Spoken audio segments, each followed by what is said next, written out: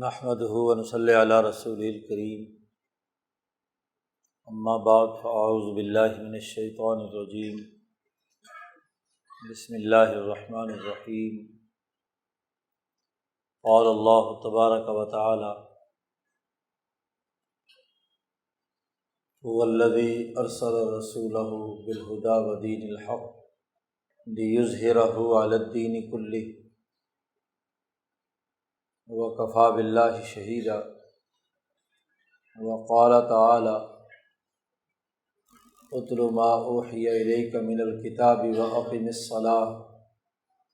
ان الصلاۃ تنہی عن الفحشاء والمنکر ولذکر اللہ اکبر واللہ یعلم ما تصنعون۔ وقال النبی صلی اللہ علیہ وسلم: کانت بنو اسرائیل تسوسهم الانبیاء کلما ہلک نبی خلفہ نبی آخر الا لا نبی بعدی سیکون خلفاء فیکثرون۔ وقال النبی صلی اللہ علیہ وسلم: لا یؤمن احدکم حتی اکون احب الیہ من والدہ وولدہ والناس اجمعین۔ وقال النبی صلی اللہ علیہ وسلم: لا تزال طائفة من امتی قائمین علی الحق لا یضرهم من خالفهم۔ صدق اللہ مولانا العظیم وصدق رسولہ النبی الکریم۔ معزز دوستو، ہم ایک مبارک مجلس میں جمع ہیں۔ دو بچوں نے کتاب مقدس قرآن حکیم کی تکمیل کی ہے، اور ماہ ربیع الاول ہے جس میں نبی اکرم صلی اللہ علیہ وسلم کی اس دنیا میں آمد ہوئی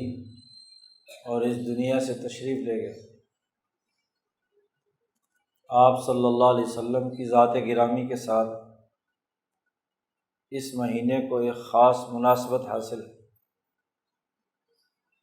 تو ایک مبارک مہینے میں نبی اکرم صلی اللہ علیہ وسلم پر نازل ہونے والی کتاب مقدس قرآن حکیم کی تکمیل کی یہ تقریب ہے۔ ایسی تقریبات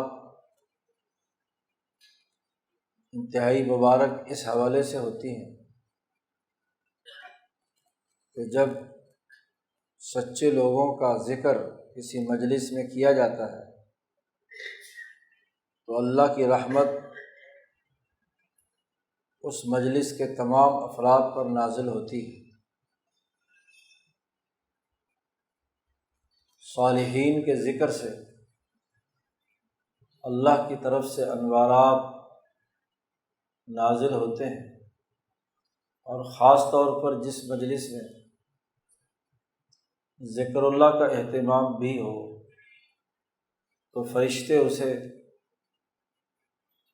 اپنے پروں میں گھیر لیتے ہیں۔ حفت الملائکۃ باجنحتہا، نبی اکرم صلی اللہ علیہ وسلم کی حدیث کے الفاظ ہیں۔ اس لیے اس مبارک مجلس میں ہمیں کتاب مقدس قرآن حکیم کی عظمت، اس کے نزول کے مقاصد اور نبی اکرم صلی اللہ علیہ وسلم کی بعثت اور آپ کے کام کرنے کے انداز و اسلوب کو سمجھنا ہے۔ آج مسلمان کی غفلت یہ ہے کہ وہ ان دونوں چیزوں سے غفلت میں مبتلا ہے، حالانکہ نبی اکرم صلی اللہ علیہ وسلم نے ارشاد فرمایا ہے کہ اللہ تبارک و تعالیٰ فرماتے ہیں کہ میں نے آسمان سے ایک رسی زمین میں پھینک رکھی ہے، حبل اللہ الممدود، ایک نور کی رسی ہے، نور کی روشنی ہے، جو آدمی اسے مضبوطی سے تھام لے گا اس نے گویا کہ ایک مضبوط کڑے کو پکڑ لیا، اور اس کے ذریعے سے وہ ذات باری تعالیٰ کے ساتھ اپنا سچا تعلق قائم کر لے گا، اور اللہ کی یہ کتاب مقدس قرآن حکیم ہی وہ رسی ہے جس سے وابستہ ہو کر انسان ذات باری تعالیٰ تک پہنچ سکتا ہے۔ آدمی کسی بلندی پر جانا چاہے، خاص طور پر بہت ہی بلند جگہ ہو، تو ایک بڑا سا رسہ بنا کر اس بلند جگہ کی چوٹی پر، چھت پر ڈال دیا جاتا ہے، اور پھر اس رسی کو پکڑ کر انسان اوپر چڑھ جاتا ہے۔ جو اللہ نے رسی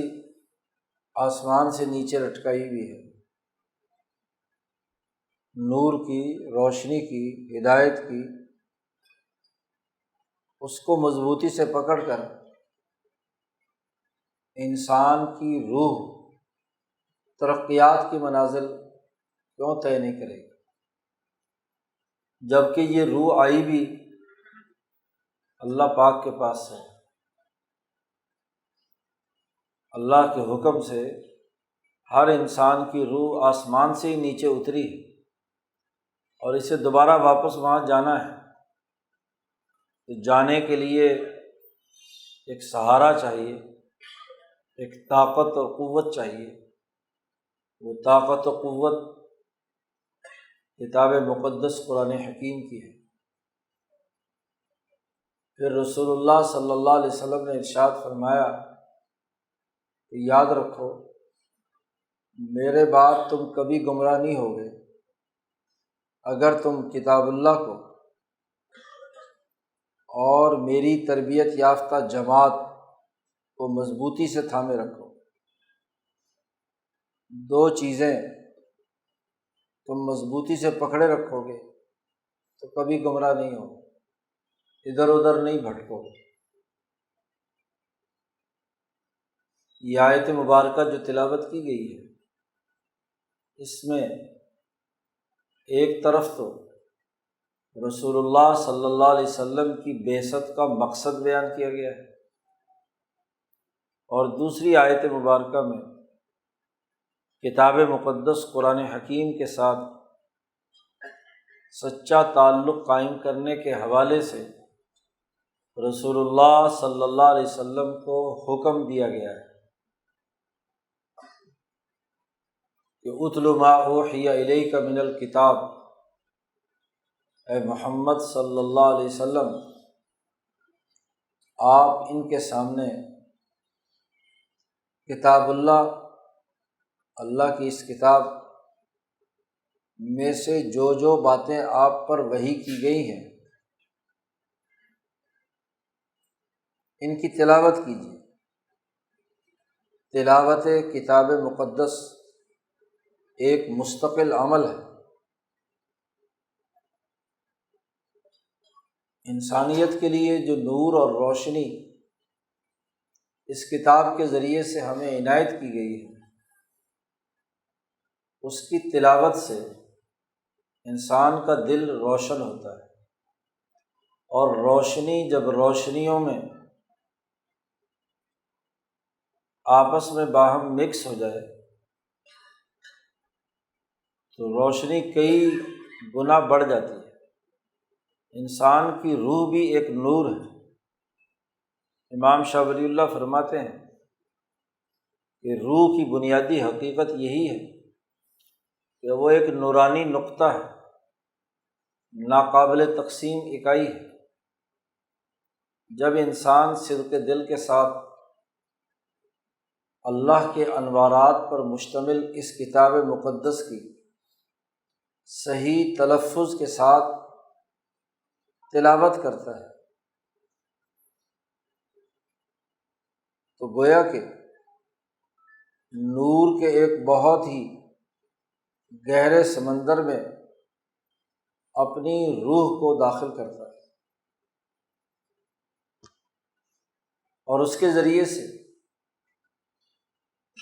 اس کے وجود کے اندر جو نورانیت آتی ہے وہ جسم کی تمام آلائشوں، گندگیوں اور غلاظتوں سے انسانی وجود کو پاک کر دیتی ہے۔ اس لیے آپ صلی اللہ علیہ وسلم کو حکم دیا جا رہا ہے کہ آپ تلاوت کیجئے ان لوگوں کے سامنے قرآن حکیم کا، تاکہ ان کے دل پاک ہوں ہر قسم کے شر اور فتنے سے۔ تلاوت کتاب مقدس قرآن حکیم ایک بنیادی مقصد ہے۔ آج کل کا جو فتنہ پیدا ہو رہا ہے زوال کے زمانے میں، وہ تلاوت کی نفی پر مبنی ہے۔ غلامی کے زمانے میں جہاں ہم پر بہت سے اور برے اثرات مرتب ہوئے ہیں، وہاں اپنی کتاب دستور، اپنے آئین اور اللہ کے احکامات پر مشتمل فرامین پر مبنی اس کتاب مقدس قرآن حکیم کی تلاوت کی اہمیت بھی دلوں سے نکال دی، جبکہ خود تلاوت وہ نہ صرف انسانی روح کو کھینچ کر اللہ کے ساتھ جوڑتی ہے، اور اگر اس کا پورا مطلب سمجھ کر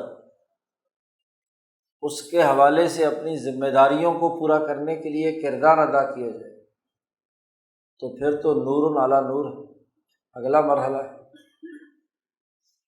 اس لیے پہلی بنیادی بات یہ واضح کی گئی کہ کتاب اللہ کی تلاوت کو اپنا معمول بنائیں۔ دوسری اہم ترین بات یہ بیان کی گئی کہ وَأَقِمِ الصَّلَاةَ، نماز قائم کیجیے۔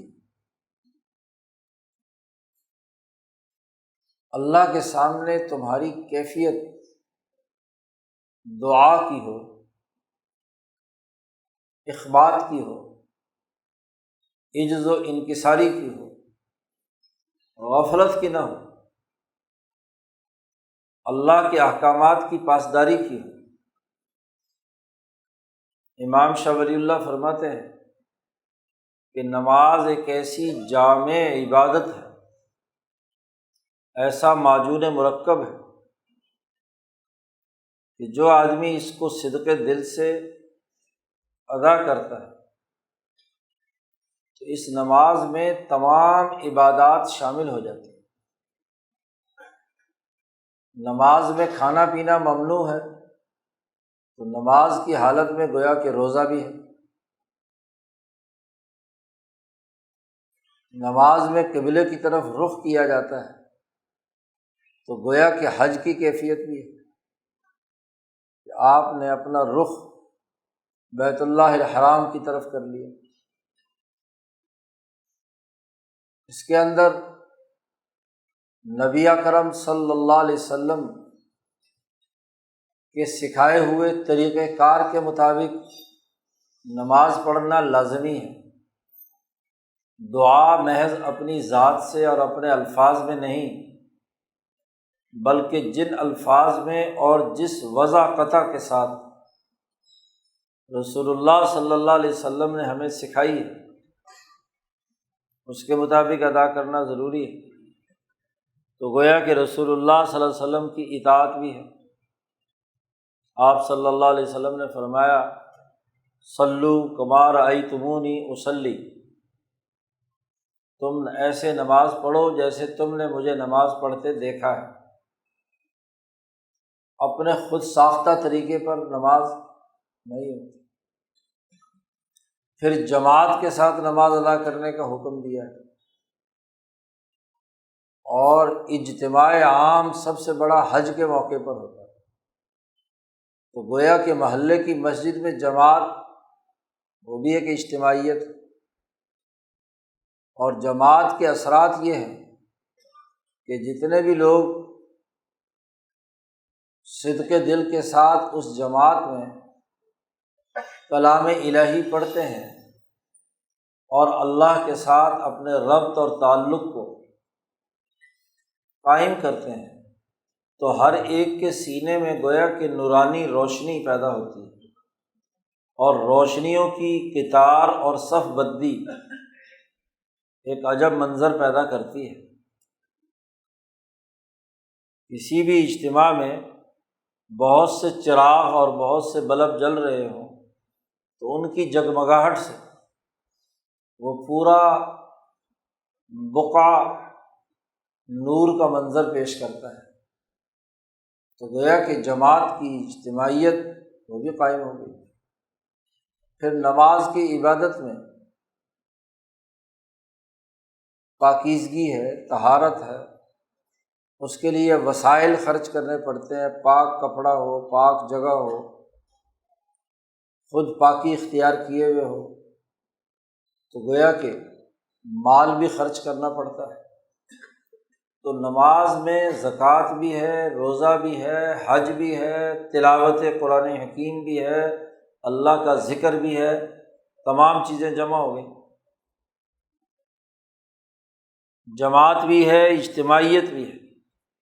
تو سب اجتماعیتیں جمع ہو گئیں۔ ہمیں حکم دیا گیا ہے نبی اکرم صلی اللہ علیہ وسلم کو خاص طور پر کہ اقم الصلاۃ، نماز قائم کیجیے۔ نماز صرف پڑھنا نہیں، قراءت صلاۃ کا حکم نہیں ہے، بلکہ اقم الصلاۃ کا لفظ ہے، قائم کیجیے۔ اور نماز کا قیام باجماعت ہوتا ہے، ایک نظم و ضبط اور ڈسپلن کے ساتھ ہوتا ہے، محض انفرادی عمل نہیں ہے۔ نبی اکرم صلی اللہ علیہ وسلم نے فرمایا کہ نماز میں جو لوگ نہیں آتے جماعت کی نماز میں، گھروں میں ہی پڑھ لیتے ہیں، تو میرا تو جی چاہتا ہے کہ میں اپنے مصلی پر کسی اور کو امام بنا دوں، اور جو لوگ گھروں سے نہیں آ رہے میں ان کے گھروں کو جا کر آگ لگا دوں۔ اگر مجھے ان کے بیوی بچوں کے جلنے کا ڈر نہ ہوتا تو ایسا میں کر گزرتا۔ گویا کہ ایک نظم و ضبط کے ساتھ جماعت کے ساتھ نماز کی ادائیگی یہ قیام ہے۔ ایسی نماز جب قائم ہوتی ہے تو اس کے بارے میں واضح طور پر فرمایا کہ ان الصلاۃ تنہیٰ عن الفحشاء والمنکر، کہ ایسی الصلاۃ جو تمام عبادات کی جامع ہو، وہ انسانوں کو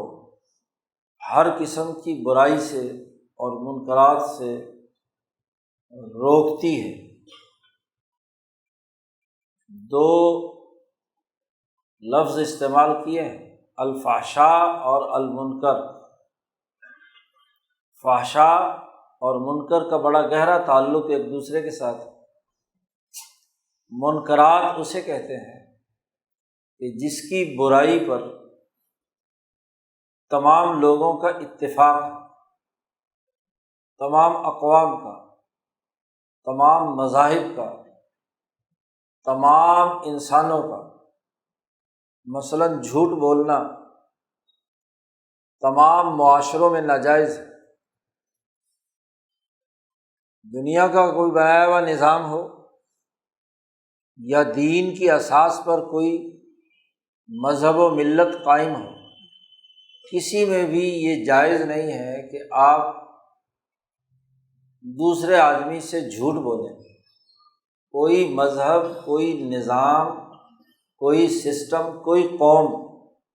جھوٹ بولنے کو درست قرار نہیں دیتی۔ یہ منکر ہے، زنا کو درست قرار نہیں دیتی۔ اسی طرح ظلم کرنے کو درست قرار نہیں دیتی۔ یہ تمام منکرات جو دنیا بھر کے تمام انسانوں، اقوام، مذاہب، ملل اور انسانی معاشروں میں متفقہ طور پر بری چیزیں ہیں، وہ منکرات۔ اور دوسری بات یہ ہوتی ہے کہ معروف معنوں میں منکر تو نہیں ہے، لیکن دو آدمیوں، دو قوموں، دو ملکوں کے تعلقات کے اعتبار سے کوئی سماجی معاہدہ وجود میں آیا ہے، میاں بیوی کا معاہدہ ہے، خریدار اور فروخت کنندہ کا معاہدہ ہے، کسی قومی نظام میں ادارتی ذمہ داریوں کا معاہدہ ہے، اقوام کا آپس میں معاہدہ ہے۔ تو جس بات پر عہد کر لیا تو دونوں فریقوں پر اس کی ذمہ داری عائد ہو گئی۔ اب اگر اس معاہدے کی شرائط کے خلاف کوئی بھی کام کیا جائے تو وہ فحاشی کے زمرے میں آتا ہے۔ فحاشی کا تعلق صرف مرد اور عورت کے تعلقات ہی کی نوعیت سے نہیں، وہ بھی فحاشی ہے، لیکن وہی صرف فحاشی نہیں۔ دو آدمی کوئی معاہدہ بیع کر لیں اور اس میں ایک دوسرے سے دھوکے بازی سے کام لیں تو یہ بھی فحشاء میں داخل۔ کسی ریاست میں کوئی سماجی معاہدہ وجود میں آ گیا، سوشل کانٹریکٹ بن گیا، اور اس میں حقوق و فرائض متعین ہو گئے، حکومت اور عوام کے درمیان اداروں کی تشکیل کی ذمہ داریاں سامنے آ گئی اور اس کی خلاف ورزی ہو رہی ہے۔ معاہدے لوگ اپنی اپنی ضرورتوں کے مطابق کرتے ہیں، سماجی تعلقات اسی حوالے سے وجود میں آتے ہیں۔ معاشرتی ذمہ داریاں، معاشی ذمہ داریاں، سیاسی ذمہ داریاں، سماجی ذمہ داریاں، ہر قوم اور ملک اپنے اپنے مزاج کے مطابق وجود میں لاتے ہیں، لیکن جب ایک دفعہ ذمہ داریاں قبول کر لی اور ان ذمہ داریوں کی خلاف ورزی کی جائے، اس کے مطابق پورا عمل نہ کیا جائے تو یہ فحشا ہے۔ ان الصلاۃ تنہی عن الفحشاء والمنکر، نماز کی جب جامع عبادت کما حقہ قائم ہو جائے تو یہ اس بات کا تقاضا کرتی ہے کہ وہ نمازی آدمی انسانیت کے متفقہ منکرات اور برائیوں سے دور رہے گا، اور جو اس نے سماجی معاہدے کیے ہیں، جو ڈسپلن اپنے اوپر قبول کیا ہے، جو ذمہ داری اس نے اٹھائی ہے، اسے ہر حال میں پورا کرے، اس کی خلاف ورزی نہیں ہوگی، وہ عہد شکن نہیں ہوگا، وہ معاہدہ توڑنے والا نہیں ہوگا، وہ ذمہ داریوں سے بھاگنے والا نہیں ہوگا، وہ ان ذمہ داریوں کو جیسا کہ ان ذمہ داریوں کا حق ہے اس کے مطابق پورا کرے۔ نماز اگر ان تمام چیزوں سے روک رہی ہے تو اس کا مطلب ہے حقیقی نماز۔ ہم دیکھتے ہیں کہ صحابہ کرام رضوان اللہ علیہم اجمعین، انہیں جب نماز کی عادت اور اس کے ساتھ ایک دلی لگن اور وابستگی پیدا ہو گئی تو ان کے باقی تمام اخلاق، معاملات، تعلقات، ذمہ داریاں، سیاسی، سماجی، معاشی، معاشرتی، وہ تمام کی تمام منکرات سے بھی پاک ہیں اور فحشاء سے بھی پاک ہیں۔ عہد کی پاسداری، تربیت یافتہ جماعت کی یہی بڑی خصوصیت ہے کہ وہ ایسی برائیوں سے پاک ہیں جو انسانی سماج میں ذمہ داریوں سے روگردانی کرنے والی ہے۔ اور پھر فرمایا وَلَذِكْرُ اللَّهِ اکبر، اللہ کا ذکر بہت بلند تر ہے۔ اگر کوئی کوتاہی رہ گئی تو اس کا جبیرہ، اس کی کفایت اللہ کا ذکر ہے۔ اللہ کا ذکر انسانی سوسائٹی کی بنیاد ہے، کیونکہ انسان اپنی فطرت میں، اپنی روح کی ساخت میں اس نور الہی کی طرف کھنچتا ہے جس نور سے انسان کی نورانی روح آسمان سے نیچے آئی ہے۔ امام شاہ ولی اللہ فرماتے ہیں کہ انسانی روحیں حضرت الہیہ یعنی ذات باری تعالیٰ کی طرف ایسے کھنچتی ہیں جیسے لوہا مقناطیس کی طرف کھنچتا ہے۔ طاقتور مقناطیس کہیں موجود ہو تو اس کے ارد گرد میں، اس کی رینج میں جتنا بھی لوہے کی بنی ہوئی چیزیں ہیں وہ خود بخود کھنچ کر اس کے ساتھ چپکتی ہیں۔ تو حضرت الہیہ یعنی عرش الہی، ذات باری تعالیٰ کی جہاں تجلیات برس رہی ہیں، وہ ایک ایسا مقناطیس ہے جو انسانی روحوں کو اپنی طرف کھینچتا ہے۔ اللہ کو اللہ بھی اسی لیے کہتے ہیں۔ عربی میں الہ کا مطلب ہے وہ ذات جو دوسروں کو اپنی طرف کھینچنے والی ہے، جذب کرنے والی ہے۔ والہ سے ہو یا الہ سے ہو، دونوں کا مطلب جذب و کشش ہے۔ انسانی روح ذات باری تعالیٰ کی طرف کھنچتی ہے۔ جب انسان صدق دل سے، دل کی گہرائیوں سے اللہ پکارتا ہے تو دراصل اس کی روح کھنچ کر اس ذات کی طرف متوجہ ہوتی ہے، محبت اور چاہت سے، عشق سے۔ تو وَلَذِكْرُ اللَّهِ اکبر، یہ تمام احکامات بیان کرنے کے بعد اللہ پاک نے فرمایا کہ وَاللَّهُ يَعْلَمُ مَا تَصْنَعُونَ، اللہ تعالیٰ اچھی طرح جانتا ہے کہ تم کیا کرتے ہو، تمہارے معمولات کیا ہیں، تلاوت قرآن حکیم کرتے ہو یا نہیں، نماز کا نظام قائم کرتے ہو یا نہیں، نماز کے نتیجے میں فحشاء اور منکر سے بچتے ہو یا نہیں، اللہ کا ذکر، اللہ کی یاد اپنے دلوں میں رکھتے ہو یا نہیں۔ ان چاروں امور کے بارے میں اللہ پاک فرماتے ہیں کہ اللہ کو خوب علم ہے کہ تمہاری حرکات و سکنات، تمہارا کام کرنے کا عمل کس نوعیت اور کس درجے کا ہے۔ اور اللہ کے علم کا مطلب یہ ہے کہ جس درجے آپ کے یہ چاروں کام ہوں گے اسی درجے میں آپ کے ساتھ معاملہ ہوگا۔ اگر ان میں غفلت ہے، کوتاہی ہے، اسی کے حساب سے اجر و ثواب میں کمی اور کوتاہی ہے، اور جتنی اس میں دلی لگن اور تعلق ہے اتنی ہی کیا ہے کامیابی ہے۔ تو گویا کہ کتاب مقدس قرآن حکیم نے ہم پر لازمی قرار دے دیا کہ کتاب اللہ کے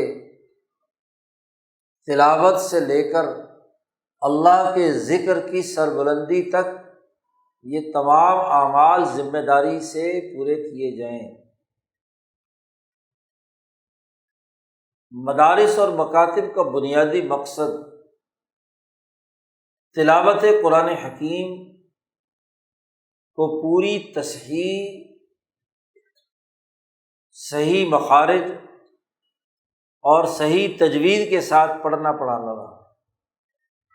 نبی اکرم صلی اللہ علیہ وسلم کے زمانے سے لے کر اب تک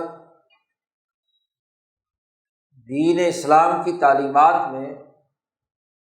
یہ بات پورے تسلسل کے ساتھ چلی آ رہی ہے کہ ہر دور کے قراء، ہر دور کے علماء، ہر دور کے محدثین، فقہا قرآن حکیم کو صحیح تلفظ کے ساتھ پڑھنے، تلاوت کرنے اور اس کے نور کو پھیلانے کے لیے کردار ادا کرتے رہے۔ الحمدللہ یہ تسلسل 1400 سال سے جاری ہے، جاری رہے گا۔ دنیا کی کوئی طاقت اسے نہیں روک سکتی، اس لیے کہ خود اللہ پاک نے کتاب مقدس قرآن حکیم کی حفاظت کا وعدہ کیا کہ ہم نے اسے نازل کیا ہے اور ہم ہی اس کی حفاظت کرنے والے ہیں۔ اور حفاظت کا طریقہ کار یہ ہے کہ یہ ہمیشہ سینوں سے سینوں میں منتقل ہوتا آیا ہے۔ نبی اکرم صلی اللہ علیہ وسلم کے مقدس سینہ مبارک سے صحابہ کے سینوں میں اور صحابہ کے سینوں سے تابعین، تبع تابعین، علماء ربانیین، ہر دور کے قرآن حکیم کے اچھے قاریوں کے سینوں میں محفوظ چلا آ رہا۔ اس میں کوئی رد و بدل نہیں۔ وَإِنَّا لَهُ لَحَافِظُونَ، اللہ پاک فرماتے ہیں ہم نے اس کی حفاظت کا انتظام کر دیا۔ امام شاہ ولی اللہ دہلوی فرماتے ہیں کہ حفاظت علماء کے سینوں کے ذریعے سے کی گئی۔ ایسی جماعتیں ہر دور میں اللہ نے تیار کی ہیں کہ قیامت تک وہ جماعتیں اس اللہ کے نور کو سینے سے لگائے رکھیں گے۔ جس جماعت کا تذکرہ کیا ہے نبی اکرم صلی اللہ علیہ وسلم نے، ایک جماعت آخر وقت تک ایسی رہے گی کہ جو دین کے غلبے اور دین کے فہم اور اسے منتقل کرنے کے لیے کام کرتی رہے گی۔ علماء ربانیین کی جماعتیں یہی کردار ادا کرتی رہی۔ اللہ نے چونکہ یہ بات واضح کر دی ہے کہ لا یأتیہ الباطل من بین یدیہ ولا من خلفہ، کہ اس کتاب مقدس قرآن حکیم میں کوئی باطل ادھر ادھر سے داخل نہیں ہو سکتا، کسی قسم کی مداخلت نہیں ہو سکتی۔ اس کا ایک ایک حرف، ایک ایک زیر زبر، ایک ایک آیت، ایک ایک سورت کامل اور مکمل طور پر محفوظ ہے، کوئی تغیر و تبدل نہیں ہوا۔ دنیا کی یہ واحد کتاب ہے۔ تورات میں تحریف ہو گئی، انجیل میں تحریف ہو گئی، زبور میں تحریف ہو گئی، کتب مقدسہ ہیں، انبیاء پر نازل ہوئی، لیکن ان کے احبار و رہبان نے ذاتی مفادات کے تحت ان کتابوں میں تحریفات کی ہیں۔ کتاب مقدس قرآن حکیم وہ واحد کتاب ہے جس میں کوئی تغیر و تبدل نہیں ہے۔ پچھلے دنوں یہ تحقیق سامنے آئی کہ روس میں ماسکو میں کتاب مقدس قرآن حکیم کے چند صفحات قدیم زمانے کے وہ دستیاب ہوئے، اس مصحف عثمانی کے جو اس علاقے کے گورنر کے پاس حضرت عثمان رضی اللہ تعالیٰ عنہ نے ارسال کیا تھا۔ ان اوراق کا جب سائنسی تجزیہ کیا گیا، ان کی عمر معلوم کی گئی، تو وہ حضرت عثمان کے دور کی تحریر تھی، کاغذ بھی اسی زمانے کا تھا، روشنائی بھی اسی زمانے کی تھی، گویا کہ آج سے 1400 سال پہلے کا وہ قرآن حکیم کا حصہ تھا۔ سورۃ مریم کی ابتدائی آیات 2-3 رکوع غالباً ان اوراق میں دستیاب ہوا، تو سر جوڑ کر عیسائی راہب اور یہودی احبار جمع ہو گئے، بیٹھ گئے، اور انہوں نے سوچا کہ بڑا اچھا موقع آیا ہے کہ یہ ہماری کتاب میں کہتے ہیں کہ تحریفات ہوئی ہیں، تبدیلیاں ہوئی ہیں، تو قرآن کا بھی جائزہ لیتے ہیں۔ انہوں نے دنیا بھر سے قرآن کے جو موجودہ چھپے ہوئے نسخے ہیں وہ بھی منگائے،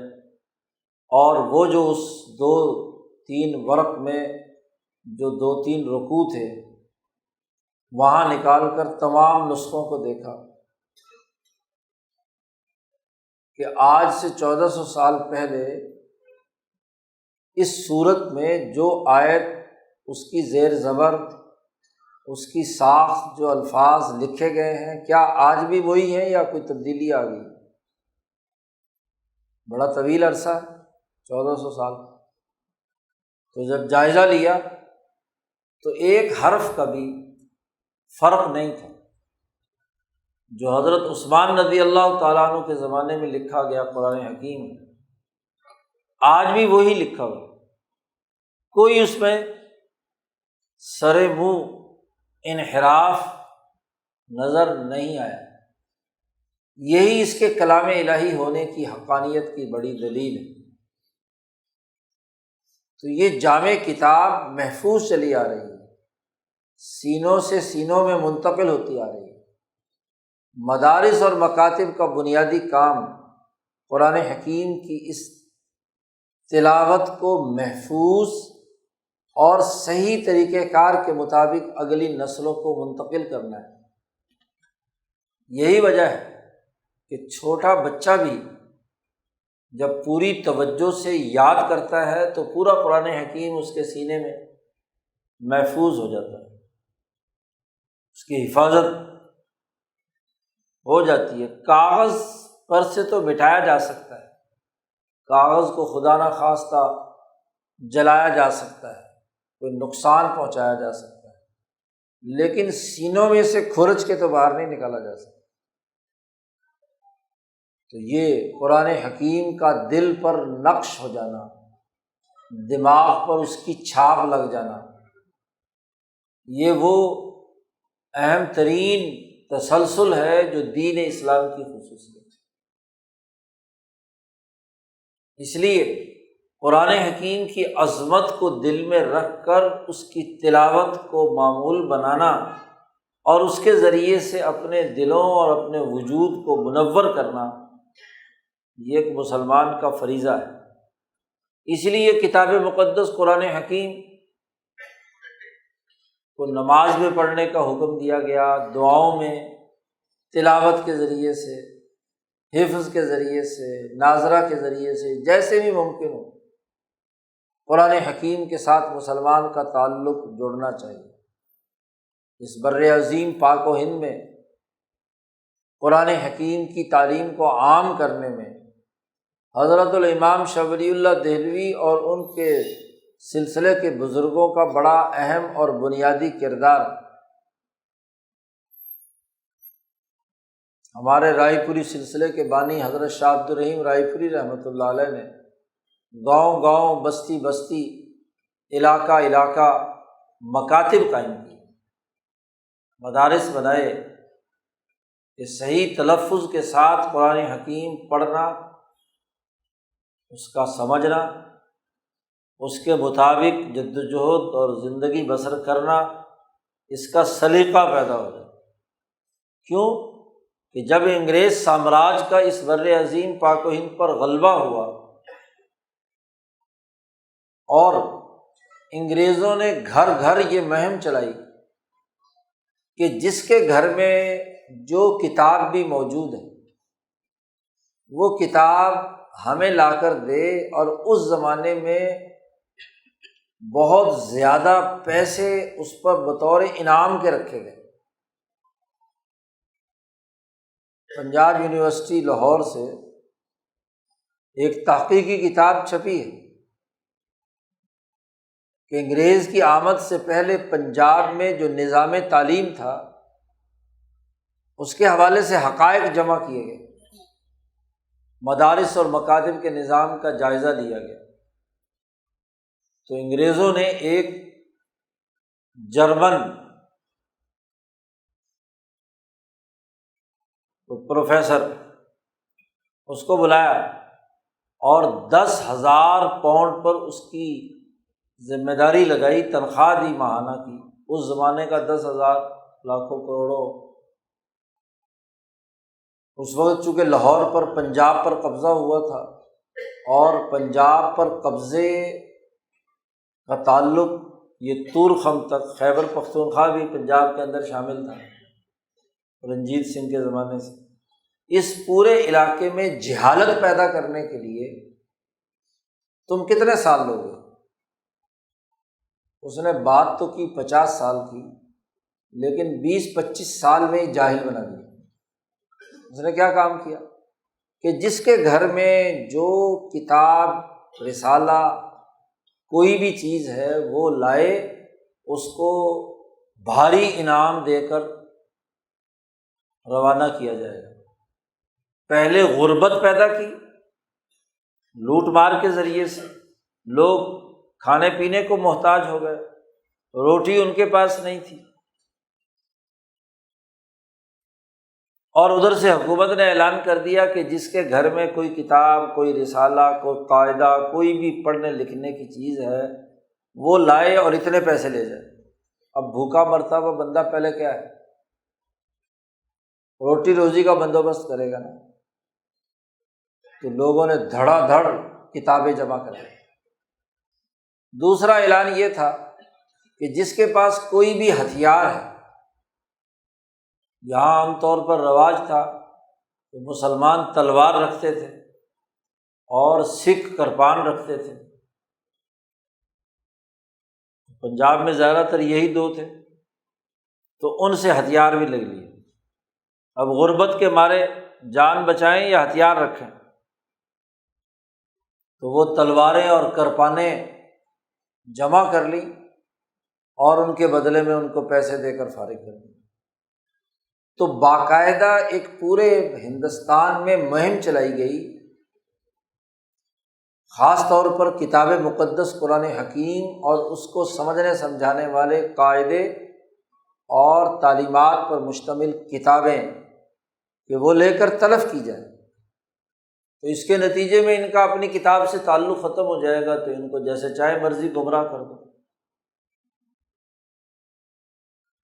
اب سامراج کے خلاف جو سب سے بڑا کام اس ولی اللہ جماعت کے بزرگوں نے کیا، حضرت سید احمد شہید رحمۃ اللہ علیہ سے لے کر حضرت شیخ الہند رحمۃ اللہ علیہ تک، کہ انہوں نے وہ مکاتب، وہ مدارس بنا دیے جگہ جگہ کہ قرآن حکیم سینوں سے سینوں میں منتقل کر دیا۔ نہیں چھپ رہا تو نہیں صحیح، ایسے پختہ حافظ تھے کہ پورے قرآن حکیم میں ایک معمولی سی بھی تغیر و تبدل کا عمل نہیں۔ اب چھپائی کے تمام معاملات پر بھی انگریزوں کا قبضہ تھا، وہ کہیں سے بھی کوئی نہ کوئی تبدیلی کر کے چھاپ دیتے، اب مسلمان عقیدت میں کتاب کو لے لیتے۔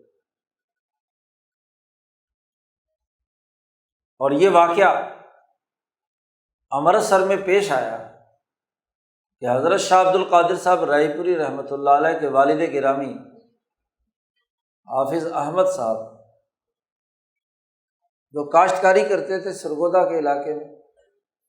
تو بچپن سے قرآن پاک حفظ کر لیا، ہل چلاتے ہوئے بھی، پانی دیتے ہوئے بھی، زمین کاشت کرتے ہوئے بھی بس قرآن حکیم ہی پڑھتے رہتے تھے، تلاوت کرتے رہتے تھے، تو بڑا پختہ۔ تو حضرت شاہ عبد القادر صاحب رائے پوری فرماتے ہیں کہ میں پڑھنے کے لیے گیا ہوا تھا ادھر رامپور وغیرہ، تو کئی سال ہو گئے تھے میرا اپنے گھر سے رابطہ نہیں تھا، دور دراز کے سفر، کرایہ نام کو نہیں، تو دور دراز سے آنا جانا کون سا کوئی آسان تھا۔ تو والد صاحب میری تلاش میں نکلے کہ عبد القادر کو تلاش کر کے لاؤں کہ کہاں ہے، تو یہاں سے پیدل انہوں نے سفر کیا، تو امرتسر پہنچے، رمضان کا مہینہ تھا، تو قاری صاحب ایک قرآن پاک سنا رہے تھے، انہوں نے غلط پڑھا، تو حافظ صاحب نے لقمہ دیا کہ بھائی یہ آیت ایسے نہیں ایسے،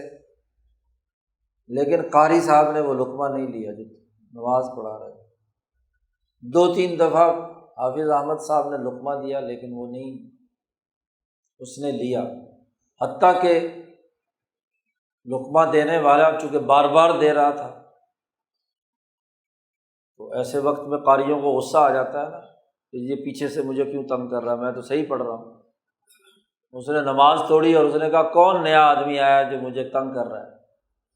قرآن پاک میں تو جیسے لکھا ہوا ویسے میں پڑھ رہا ہوں۔ تو حضرت نے کہا کہ لاؤ قرآن پاک لایا، جس قرآن پاک پر وہ حفظ کر رہا تھا اس میں ایسے ہی لکھا ہوا تھا جیسے وہ پڑھ رہا تھا۔ تو حافظ صاحب نے کہا ابھی مسجد کے باقی قرآن پاک بھی لاؤ، باقی دیکھے تو اس کے مطابق یہ غلط پڑھ رہا ہے، تو ان کو اتنا پختہ یاد ہے کہ انہوں نے اس نے کہا میں تو 20-30 سال سے ایسے ہی پڑھ رہا ہوں، تو اس کی وہ غلطی درست ہوئی ایک ایسے پختہ حافظ سے کہ جنہیں سینے پہ نقش ہے، کاغذ کی ضرورت ہی نہیں ہے، تو لوگوں نے سینوں میں محفوظ کیا ہے، سینے سے نہ دھویا جا سکتا تھا نہ کھرچا جا سکتا، تو انگریز سامراج کے مقابلے میں دین کی اس نورانیت کو محفوظ رکھا ہے ان مکاتب اور مدارس نے، جنہوں نے پوری توانائی کے ساتھ، پوری تجوید کے ساتھ، پورے مخارج کے ساتھ، صحیح تلفظ کے ساتھ قرآن حکیم پڑھنا پڑھانا اگلی نسلوں تک منتقل کیا۔ اس لیے آپ دیکھیں گے کہ دنیا بھر کے دیگر ممالک میں وہ بات نہیں رہی جو یہاں ہندوستان بر عظیم پاک و ہند میں رہی، علم قرآن بھی محفوظ رہا اور علم حدیث بھی محفوظ رہا۔ اس پچھلے 300-400 سال میں دنیا میں سب سے زیادہ محدثین اس بر عظیم پاک و ہند میں، حدیث کی خدمت بھی ان کی، مصر میں، عراق میں، شام میں، عربوں کے علاقوں میں کوئی اللہ ماشاء اللہ کوئی محدث، لیکن یہاں اس کی حفاظت کی گئی، مقابلے پر انگریز سامراج کی ان تمام سازشوں کا پردہ چاک کیا گیا۔ تو قرآن حکیم سے ربط اور تعلق یہ وہ بنیادی ضرورت ہے جو ہر ایک مسلمان کے سینے میں، دل و دماغ میں، اس کے وجود میں برقرار رہنی چاہیے۔ صحیح تلفظ کے ساتھ قرآن پاک پڑھنا نہیں آتا تو آپ کی نماز بھی درست نہیں،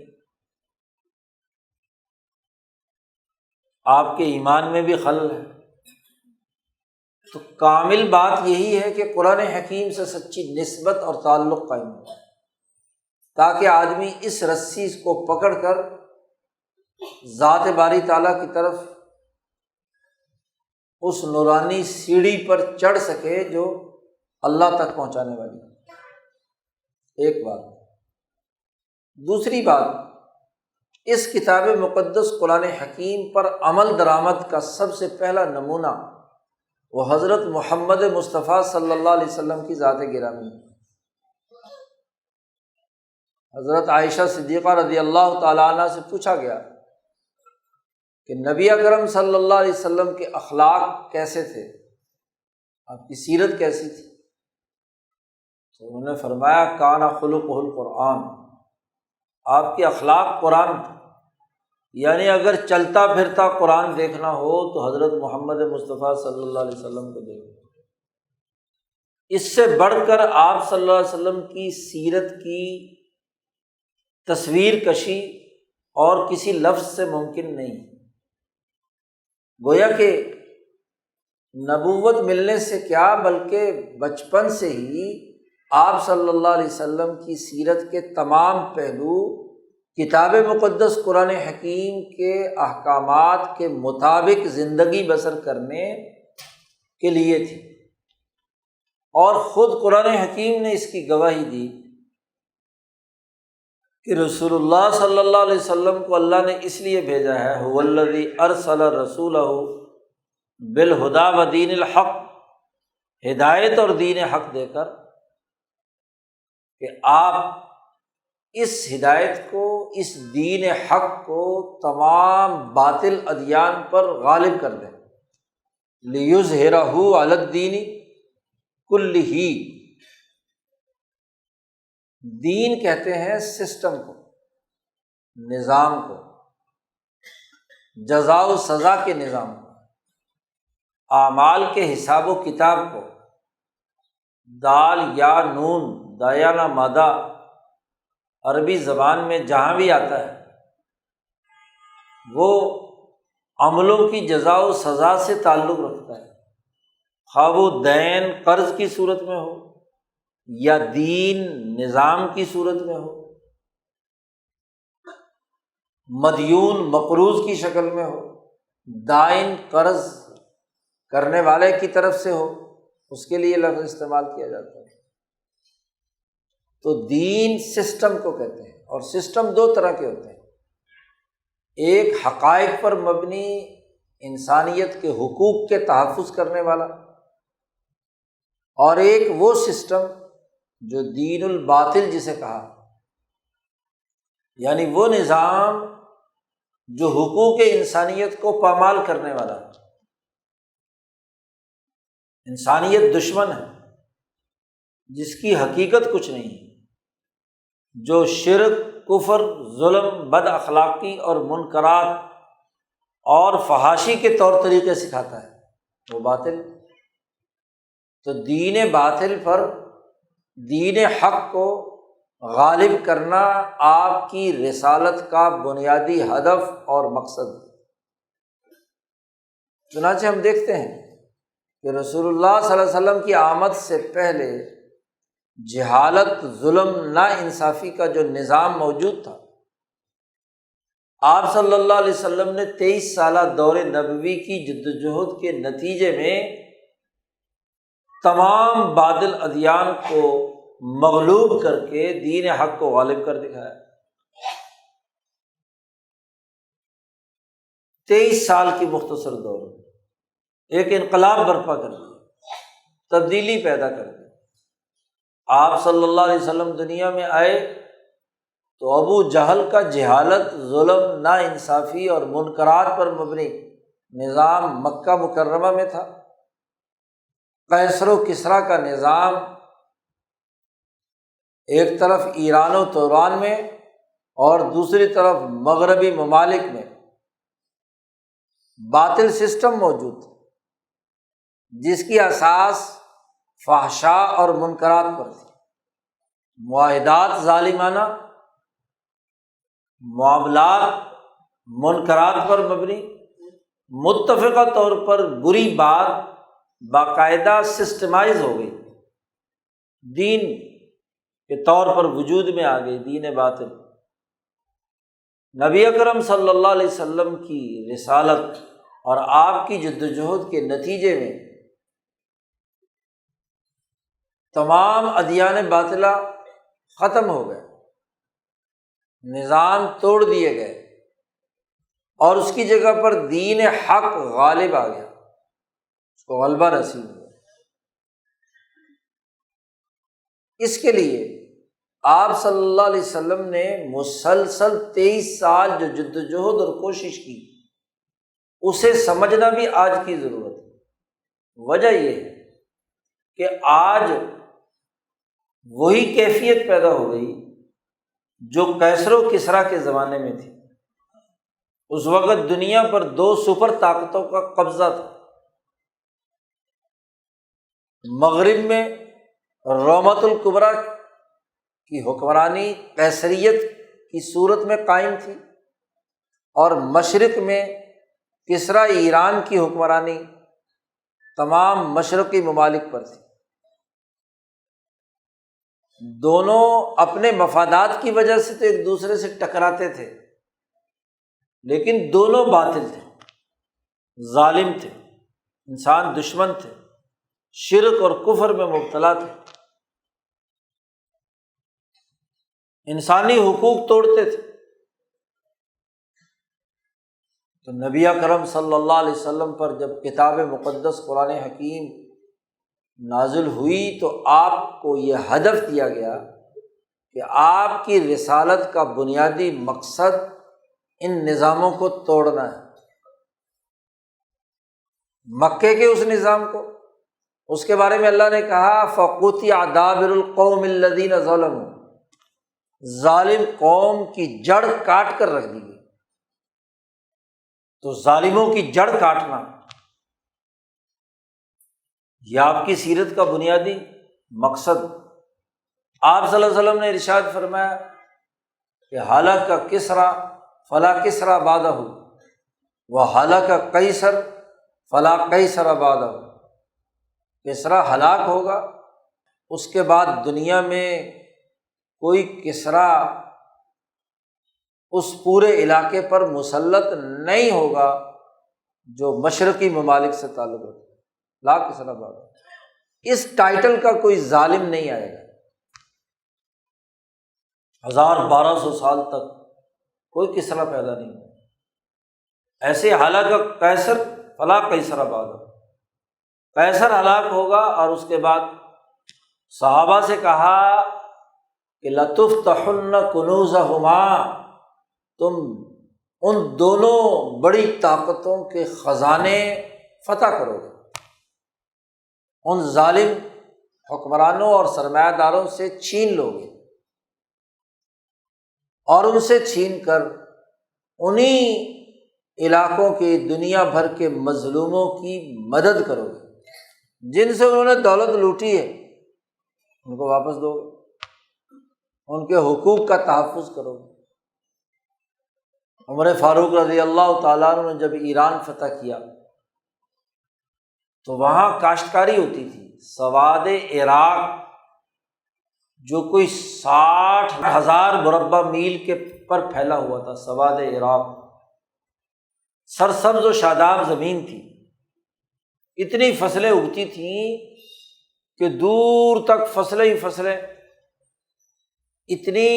سبزی مائل گہری ہوتی تھی کہ گویا کہ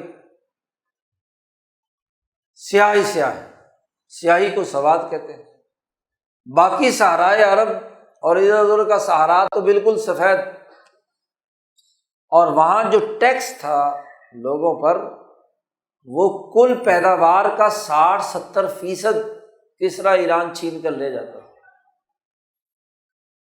بیچارہ مزدور کاشتکار جو ہے وہ اس سے محروم رہتا تھا۔ نبی اکرم صلی اللہ علیہ وسلم نے جو خط لکھا اس مکتوب گرامی میں یہ بھی لکھا کہ اسلم تسلم، مسلمان ہو جا، سلامتی اور امن میں آ جائے گا۔ فَإِنْ أَبَيْتَ فَإِنَّ عَلَيْكَ اسْمَ الْيَرِيثِيِّينَ، اگر تو نے انکار کیا تو ان کاشتکاروں پر ظلم کی تجھے سزا بھگتنی ہوگی۔ گویا کہ وارننگ دے دی آپ نے، اور نہیں مانا وہ تو دیکھیے کیسے تباہ و برباد ہوا، کیسے اس کو راستے سے ہٹایا گیا۔ جنگ قادسیہ کے موقع پر جب کسریٰ ایران بنفس نفیس جنگ لڑنے کے لیے آیا، کیونکہ اس کے جتنے بھی لشکر تھے سب کو صحابہ اکرام کے لشکر شکست دے چکے تھے، تو بالآخر مجبور ہو کر اسے خود آنا پڑا۔ آپ دیکھیے کہ جب وہ دریائے دجلہ کے کنارے اس کی فوج شکست کھا رہی تھی، حضرت سعد بن ابی وقاص رضی اللہ تعالیٰ عنہ کا لشکر ان پر فتح پا رہا تھا، تو وہ اکیلا جس ہاتھی پر سوار تھا وہ ہاتھی بھی اس کا ختم ہو گیا، تو زمین پر آ گرا اور جان بچانے کے لیے ادھر ادھر چھپتا رہا۔ دریا کے کنارے جو جھاڑ جھنکاڑ اگ آتا ہے وہاں اس نے چھپنے کی کوشش کی، لیکن مسئلہ یہ تھا کہ اس کے سر پر سونے کا بنا ہوا تاج تھا۔ شہنشاہ جو ہے اس کی داڑھی میں ہیرے جواہرات اور سونے کے موتی پروئے ہوئے تھے، اس کے ہاتھوں میں یہاں تک کنگن پہنے ہوئے تھے سونے کے۔ اب 2, 2.5, 3 من سونا چاندی پہن رکھا ہو تو بندہ بھاگ کر کہاں جائے گا؟ تلوار پر بھی سب سونا چاندی چڑھا ہوا ہے، اب اسے بھی نہیں کہیں پھینک سکتا، تو چھپتا پھر رہا ہے۔ تو ایک جھاڑی کے اندر چھپا بیٹھا، ایک صحابی کی دور سے نظر پڑ گئی اور پہنچے اور پیچھے سے ایک ہی وار کیا اس کی گردن پہ، تو گردن کٹ کر دور جا گئی۔ اب کوئی آدمی اس صحابی کو نہیں دیکھ رہا کہ اس کسریٰ ایران کی گردن اتار دی گئی۔ انہوں نے اطمینان سے اس کے وہ کنگن اتارے، اس کا تاج اتارا، سر کاٹ کر تشتری میں رکھا اور سعد بن ابی وقاص رضی اللہ تعالیٰ عنہ کے پاس پہنچا دیا۔ ایک چیز بھی اس میں سے نہیں چرائی، ورنہ کوئی دیکھ نہیں رہا تو کہا جا سکتا ہے کہ کچھ نہ کچھ دیانت اور امانت، کیونکہ منکرات سے نماز روکتی ہے، فحشاء سے نماز روکتی ہے، اجتماعی مال ہے۔ اور حضرت سعد بن ابی وقاص نے اس فتح عراق کے بعد وہ سارا جتنا بھی مال تھا وہ مدینہ منورہ بھیج دیا۔ عمر فاروق کو اطلاع ملی کہ مسجد نبوی میں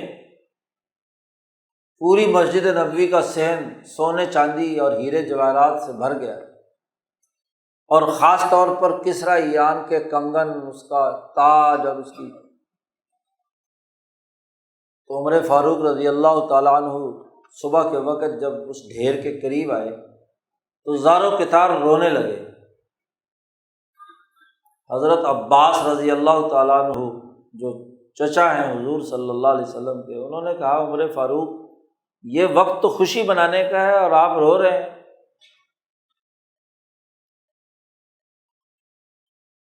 عمر فاروق کو ایک واقعہ یاد آ گیا۔ عمر فاروق نے کہا کہ سراقہ ابن مالک کہاں ہے، اسے بلاؤ۔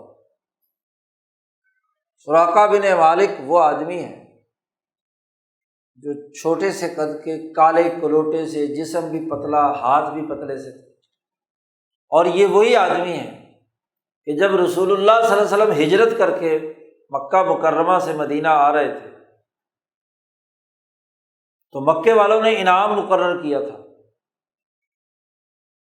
کہ جو آدمی بھی نبی اکرم صلی اللہ علیہ وسلم کی اطلاع دے گا یا آپ صلی اللہ علیہ وسلم کو نعوذ باللہ شہید کر کے لائے گا تو اس کو بس منہ مانگا انعام دیا جائے گا۔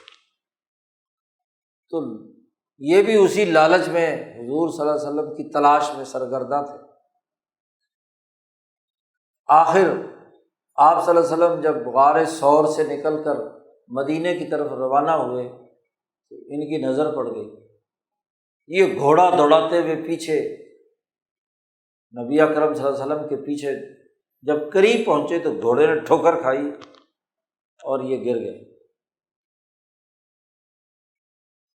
تھوڑی دیر بعد دوبارہ اٹھے اور پھر گھوڑا دوڑا دیا، پھر جیسے ہی قریب پہنچے تو پھر گر گئے۔ تیسری دفعہ یہی معاملہ ہوا تو انہوں نے کہا کہ بھئی یہ بات کچھ نہ کچھ رسول اللہ صلی اللہ علیہ وسلم کر رہے ہیں، یہ واقعی اللہ کے نبی ہیں۔ حضور صلی اللہ علیہ وسلم سے کہا کہ آپ مجھے بد دعا نہ دیں، لیکن معاملہ ایک ہے صرف وہ یہ کہ آپ کو پتہ ہے کہ میں غریب آدمی ہوں، میں آپ کو لے جاتا مکہ تو مجھے بڑا انعام و اکرام ملنا تھا، اب میں آپ کو نہیں لے جاتا تو آپ بتائیں آپ مجھے کیا انعام دیں گے، کہ آپ مجھے کیا انعام دیں گے؟ حضور صلی اللہ علیہ وسلم نے فرمایا کہ اے سراقہ، میں تیرے ہاتھوں میں کسریٰ ایران کے کنگن پہناؤں گا۔ اس نے کہا جناب یہ کاغذ پر لکھ دو تاکہ کل کو معاملہ ہو تو پھر ثبوت تو پیش کرے۔ تو عمر فاروق کو یاد آیا کہ حضور صلی اللہ علیہ وسلم نے سراقہ سے یہ وعدہ کیا، تو فرمایا سراقہ کو بلاؤ۔ انہیں بلایا گیا اور عمر فاروق نے وہ کنگن اٹھا کر، جو کسریٰ ایران تو بڑا لہیم و شہیم، بڑے موٹے موٹے اس کے بازو کھا کھا کے ویسے ہی موٹے ہوتے ہیں، تو اب وہ بیچارے جی ان کا وجود اور ان کی ہڈیاں کمزور سی تھیں، تو عمر فاروق نے جب وہ کنگن پہنائے تو وہ تو اوپر تک پورا ہاتھ کنگنوں سے بھر گیا۔ تو کہا سراقہ، رسول اللہ صلی اللہ علیہ وسلم کا جو تیرے ساتھ وعدہ تھا وہ میں نے پورا کر دیا، اب تو رسول اللہ صلی اللہ علیہ وسلم سے نہیں مانگ سکتا کہ کسریٰ ایران کے کنگن میرے تیرے ہاتھوں میں ڈال دیا۔ تو بات بڑی بنیادی سی ہے کہ غلبہ قائم کیا، اور یہی نہیں، وہ جو 60-70% ٹیکس کل آمدنی کا ان کاشتکاروں سے لیا جاتا تھا، عمر فاروق نے اسے بہت معمولی سا ٹیکس لگایا، زمینیں بھی ان کے پاس رہنے دی، انہیں کو کہا کہ تم کاشت کرو، زمین پر بھی قبضہ نہیں کریں گے۔ دنیا بھر کا مسلمہ قانون اس زمانے کا تھا کہ جو جس علاقے کو فتح کرے وہ اس کا فاتح جو ہے وہ مالک ہے، لیکن آپ صلی اللہ علیہ وسلم نے جماعت جو تربیت یافتہ تھی اس نے کیا ہے ایسا کام نہیں کیا، زمینیں انہیں کے پاس رہنے دی، اور چونکہ نظم و نسق قائم کرنا ہے تو اس کی آمدنی پر ایک مخصوص مقدار میں ٹیکس، اور جو بھی بہت ہی ہلکا لگایا ان پر، تو خوشحالی پیدا کی، آسانی پیدا کی، اور اسی کا نتیجہ ہے کہ وہ مظلوم لوگ جب ان کی حکومت ان کے لیے سہولتیں پیدا کرتی ہے تو وہ سب کے سب مسلمان ہو گئے، کلمہ کو بن گئے، دین میں داخل ہو گئے۔ تو دین پھیلتا ہے غلبے سے، دین پھیلتا ہے اخلاق سے، دین پھیلتا ہے انسانی حقوق کو پورا کرنے سے۔ تو نبی اکرم صلی اللہ علیہ وسلم کی سیرت مقدسہ کا اہم ترین پہلو غلبہ دین کے لیے جدوجہد اور کوشش کرنا، غلبہ دین میں قرآن حکیم پڑھنا، پڑھانا، سمجھنا، سمجھانا، اگلی نسل تک منتقل کرنا غلبے کی نیت سے، اور اس کا سیاسی غلبہ، معاشی غلبہ، سماجی غلبہ پیدا کرنے کے لیے اپنے تئیں جدوجہد اور کوشش کرنا۔ اسی لیے حضرت امیر معاویہ رضی اللہ تعالیٰ عنہ روایت کرتے ہیں رسول اللہ صلی اللہ علیہ وسلم سے کہ الاسلام یعلو ولا یعلی علیہ، اسلام بلند ہوتا ہے، غالب ہوتا ہے، کوئی اور سسٹم اس پر غلبہ نہیں پا سکتا، مغلوبیت کی حالت اسلام قبول نہیں کرتا، کیونکہ حق دین ہے، اور حق کو غالب ہونا چاہیے اور باطل کو مغلوب ہونا چاہیے، بنیادی قاعدہ اور ضابطہ ہے۔ جیسے اس پچھلے 300 سال میں انگریز سامراج نے ہمیں اپنی کتاب سے دور کرنے کے لیے کتابیں لوگوں سے خرید کر غریب لوگوں سے ان کا ایمان چھیننے کی کوشش کی، تو اس خطے کے علماء ربانیین نے قرآن کی حفاظت سینوں سے سینوں میں قرآن منتقل کرنے کے ذریعے سے کی۔ ایسے ہی ان علماء ربانیین نے نبی اکرم صلی اللہ علیہ وسلم کی سیرت کے تناظر میں دین کے غلبے کی، آزادی اور حریت کی جدوجہد اور کوشش کی کہ یہ جو باطل نظام ظلم کا، لوٹ مار کا، قتل و غارت گری کا انگریز سامراج نے اس خطے میں قائم کیا ہے،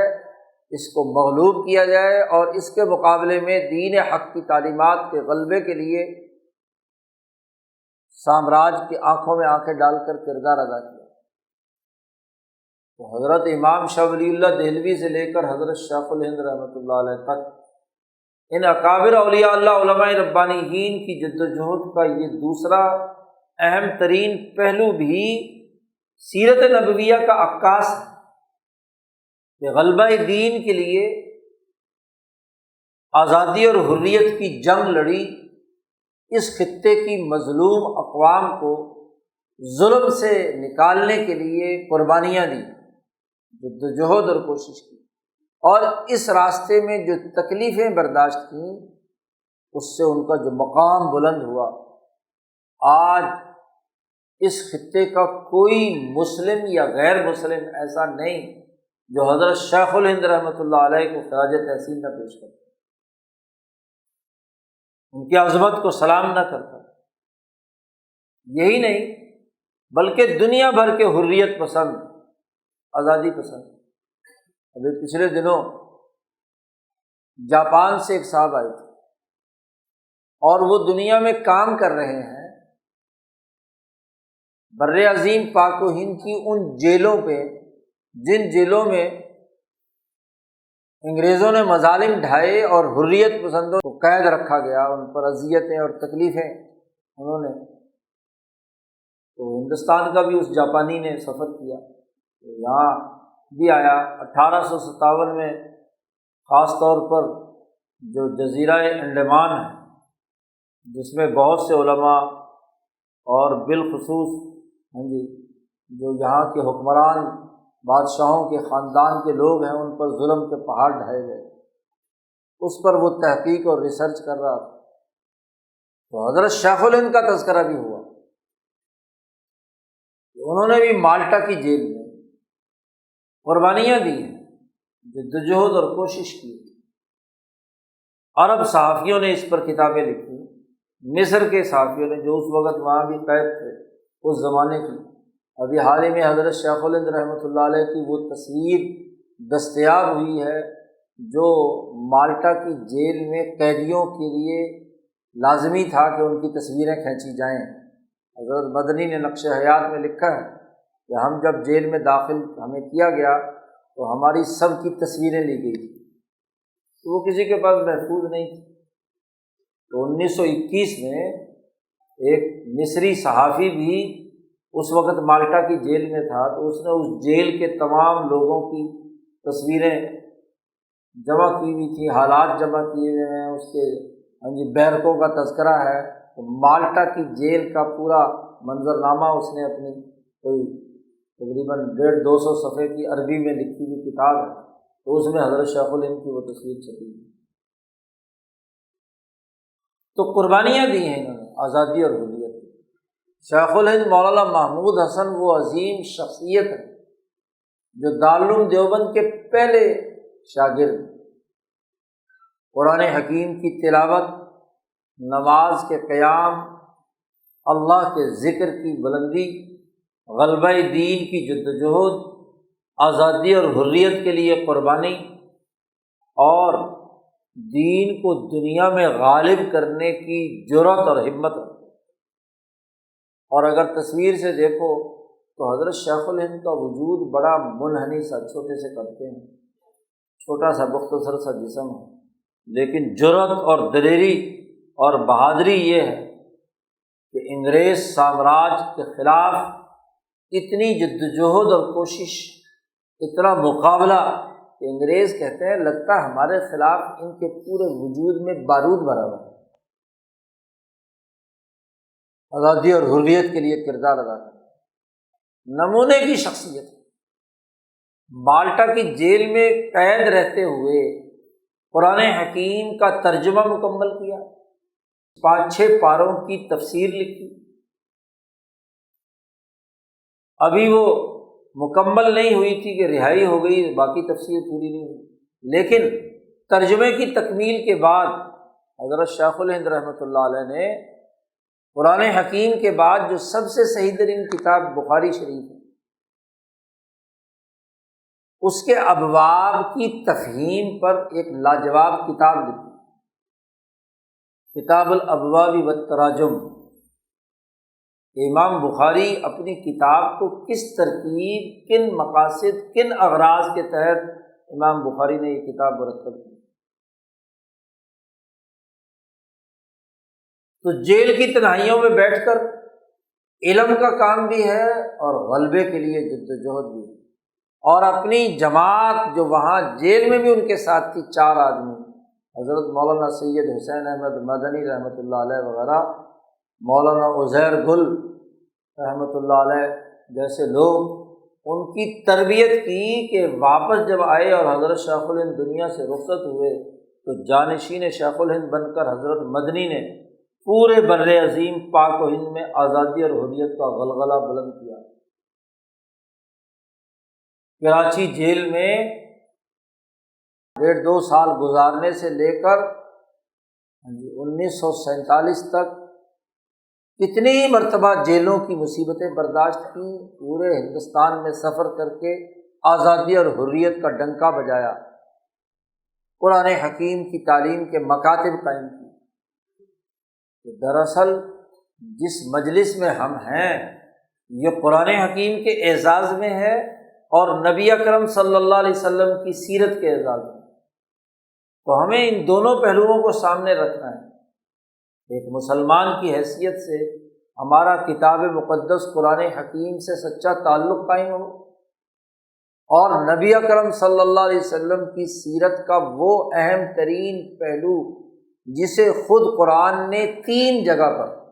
یہ آیت مبارکہ جو ہے غلبہ دین سے متعلق، هو الذی ارسل رسولہ بالہدی ودین الحق لیظہرہ علی الدین کلہ، 2-3 جگہ پر قرآن حکیم نے اسے بیان کیا ہے مختلف انداز اور اسلوب میں، کہیں کفیٰ باللہ شہیدا، کہیں ولو کرہ المشرکون، سورۃ برات میں، اسی طرح سورۃ الفتح میں، سورۃ الصف میں، 3 جگہ پر قرآن حکیم نے آپ صلی اللہ علیہ وسلم کی بعثت اور رسالت کا بنیادی مقصد بیان کیا۔ آج ہم رسول اللہ صلی اللہ علیہ وسلم کی سیرت کے بہت سے پہلوؤں پر گفتگو کرتے ہیں، لیکن غلبہ دین کے نظریے، دین کے غلبے کی سیاست کے نظریے کے تحت گفتگو نہیں کی جاتی۔ مغلوبیت کے ساتھ صلح، قرآن پاک بھی یاد کر لیں گے، پڑھائیں گے بھی، پڑھیں گے بھی، لیکن غلبے کی نیت سے نہیں، مغلوبیت کی نیت سے۔ بس کہیں امامت مل جائے، کہیں کہیں اچھی تلاوت کے ذریعے سے لوگ لٹو ہو جائیں اور کوئی پیسے ویسے دے دیں، ویلے شیلے مل جائیں کہ قاری صاحب نے بڑی اچھی قرأت کی ہے، نعتیں شاطیں پڑھیں اور نعتوں کے نام پر کیا ہے کاروبار بن جائے۔ غضب خدا کا کہ ربیع الاول کے مہینے میں نعت خواں سال پہلے ہی بک ہو جاتے ہیں، اور کئی لاکھ روپے میں، کہ جی اتنے لاکھ روپے لوں گا اور پورے 30 دن جو ہے کس دن میں نے کہاں کہاں نعت پڑھنی ہے، اور نعت پر یہ پیسے تو منتظمین نے دینے، اور جو باقی عوام ویلے لیں گے تو وہ الگ سے، تو کاروبار ہے،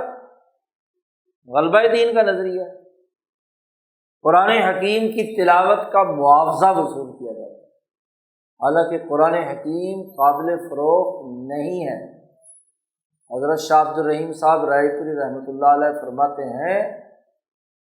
کہ جس کے پیش نظر دنیا کمانا ہو قرآن سے، اس کی حالت تو یہ ہے کہ ایک ہیرے جواہرات کا ہار کسی خنزیر کے گلے میں ڈال دیا۔ قرآن تو ہار ہے، لیکن وہ آدمی جس کی نیت فساد ہے کہ اس کو بیچنا ہے۔ باقی رہا مدارس میں جو ہم قاریوں کی اور اساتذہ کی خدمت کرتے ہیں، تو یہ قرآن پڑھنے پڑھانے کا معاوضہ قطعاً نہیں ہے جی۔ اگر کوئی دینے والا اور لینے والا اسے قرآن پڑھنے پڑھانے کا معاوضہ سمجھے تو یہ درست نہیں ہے۔ یہ تو اس لیے ہے کہ آپ اس پورے دن میں کوئی اور کام معاشی سرگرمی کا نہیں کر پاتے، تو اب اس کی ضرورتوں کو پورا کرنے کے لیے انتظامیہ مدرسے کی اور اداروں کی، مسجدوں کی، وہ اس کی ضرورت کو پورا کرتے ہیں اس وقت کے بدلے میں، کہ جس وقت کو اگر کسی اور کام میں خرچ کرتا تو وہ کماتا، تو وہ وقت اس نے اللہ کے دین کے پڑھنے پڑھانے میں خرچ کر دیا۔ اگر وہ اس نیت سے کرے کہ اس کا عوض ہے، تو یہ تو وہی بات ہے جو نبی اکرم صلی اللہ علیہ وسلم نے مانے فرمائی۔ عظمت قرآن پر حضرت شاہ عبد الرحیم صاحب رائے پوری کا ایک لیکچر اور خطاب ہے رائے پور میں، اور وہ مدرسوں کے اساتذہ کے نام ہے۔ اساتذہ کی تربیت کی ورکشاپ حضرت نے رائے پور میں منعقد کی تھی، اور ان تمام اساتذہ کو حضرت نے یہ تقریر کی تھی ان کے سامنے کہ دنیا کے لیے قرآن نہیں پڑھنا پڑھانا، پیسوں اور ٹکوں کے لیے نہیں، صرف اللہ کی رضا کے لیے، دین کے غلبے کی نیت سے، آنے والی نسل نو کے سینوں میں نور اتارنے کے لیے، اور اسی سے نورانیت پیدا ہوتی ہے، اسی سے فحشاء اور منکر سے انسان بچتا ہے۔ نیت کا فساد، استاذ کی نیت کا فساد طالب علم پر بھی اثر انداز ہوتا ہے، خرابی کا باعث بنتا ہے۔ اس لیے ایک طالب علم بھی اور ایک استاذ بھی، اور جو تعلیم و تعلم کرنے والے انتظامیہ کے افراد بھی ہیں، وہ بھی اپنے دماغ سے یہ بات نکال دیں کہ وہ کوئی دنیا کے کاروبار دھندے کے لیے یہ کام کر رہے ہیں۔ بس ایک ہی مقصد کہ لیظہرہ علی الدین کلہ، جو کام رسول اللہ صلی اللہ علیہ وسلم نے کیا، صحابہ نے کیا، اولیاء اللہ اور علماء ربانیین نے کیا،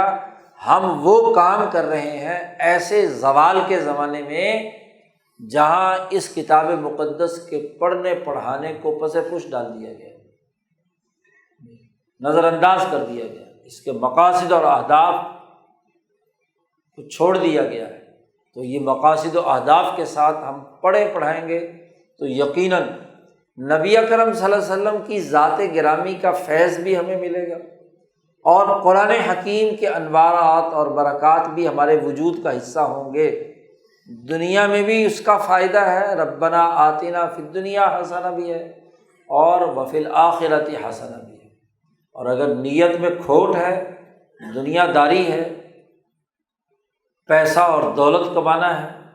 اشتروا بآیاتی ثمنا قلیلا کا مصداق بننا ہے کہ میری آیات کو اللہ پاک فرماتے ہیں چند ٹکوں کے عوض بیچ دینا ہے، اگر یہ نیت ہے تو یہ فساد کی جڑ ہے۔ اس سے بہتر ہے کہ یہ پڑھنا پڑھانا چھوڑ کر باہر آدمی مزدوری کر لے، کوئی ریڑھی لگا لے، کوئی اینٹیں اٹھا لے، جس کے نتیجے میں رزق حلال تو کمائے گا نا۔ قرآن بیچنا، دین بیچنا یہ بڑا جرم ہے، وہ تو اعلیٰ مقاصد کے تحت ہونا چاہیے۔ باقی اپنی ذمہ داریاں پوری کرنے کے لیے کوئی اور کام کرنا چاہتا ہے تو وہاں چلا جائے، کاروبار کے لیے نہیں ہے۔ تو اخلاص نیت کے ساتھ آگے بڑھنا چاہیے۔ یہ بچے مبارکباد کے مستحق ہیں جنہوں نے قرآن حکیم مکمل کیا ہے، اور ان کے اساتذہ بھی مبارکباد کے مستحق ہیں جنہوں نے توجہ سے انہیں پڑھایا ہے۔ الحمدللہ یہ مرکز حضرت اقدس شاہ سعید احمد رائے پوری رحمۃ اللہ علیہ کی توجہات سے قائم ہوا، ان کا فیض جاری رہا، اور اب بھی ان کی روح یہاں سایہ فگن ہے۔ حضرت مولانا تاج افسر صاحب ان کے مجازین میں سے ہیں، تو یہ نسبت کام کر رہی ہے۔ الحمدللہ یہاں غلبہ دین کے مقصد اور ہدف سے تعلیم و تعلم کا اہتمام کیا جاتا ہے، اس لیے یہاں ہمیں اپنی اولاد کو پڑھنے پڑھانے اور ان کی صحیح تربیت کرنے کے لیے ضرور بھیجنا چاہیے، تاکہ وہ جو بزرگوں کا ایک تسلسل اور نورانیت چلی آ رہی ہے وہ ہماری اولادوں تک منتقل ہو، ایک صحیح سچا نظریہ اور شعور پیدا ہو اور غلبہ دین کے نظریے سے کام کرنے کی ہمیں توفیق حاصل ہو۔ وآخر دعوانا ان الحمد للہ رب العالمین۔